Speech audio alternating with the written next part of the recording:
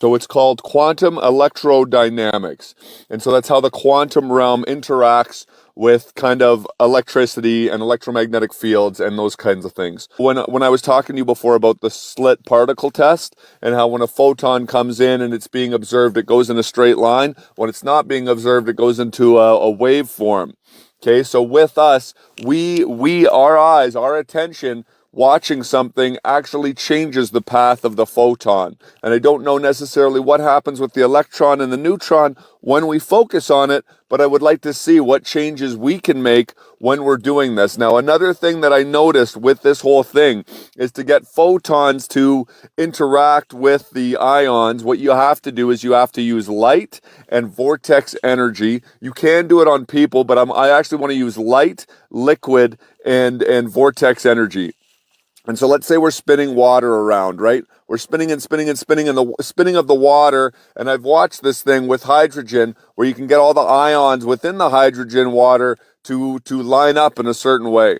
So this is actually coming to another idea about the structured water that's popped into my head. So let's say you have the magnets going all the way around the glass. Then you have the plasma tubes going all the way around the glass. Then what you're doing is you have something copper in the middle stirring the water. And so that copper is creating a field. That field affects the magnets. And so within that, you're lining up all of the ions. And then after you line up all the ions, what do? You actually use the laser light then on top to emit photons. And the photons interact with the ions that are now properly aligned within the water. And so I want to try what structured water tastes like using photons and ions together, and then also using intention and what I would call consciousness to create a quantum effect for yourself.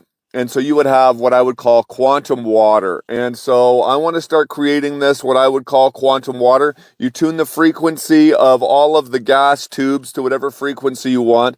I even have an invention for, and I'm sure it's already been done yet, but it's going to be in a combination with all this. I'm going to have little tubes filled up with gas, and then I'm going to have little crystals wrapped in copper. Those are going to be the gas lights. That's how we're going to induce plasma. When you're using the quartz, okay, one thing that I noticed is when you use quartz to create ozone, ozone actually stops any gases from emitting ultraviolet rays. Ultraviolet rays are what mess with your DNA. So you don't want any ultraviolet rays. So then I was thinking about how do you stop the ultraviolet rays from the monoatomic gases affecting us in a negative way? And it's like, well, inside of those little tubes, we're going to have, let's say we have argon gas. And then beside the argon gas, we have a crystal that's wrapped. That crystal is going to create ozone gas within that tube alongside of with the light. And I think that the ozone would cancel out the ultraviolet rays, which only allows the good photons out of that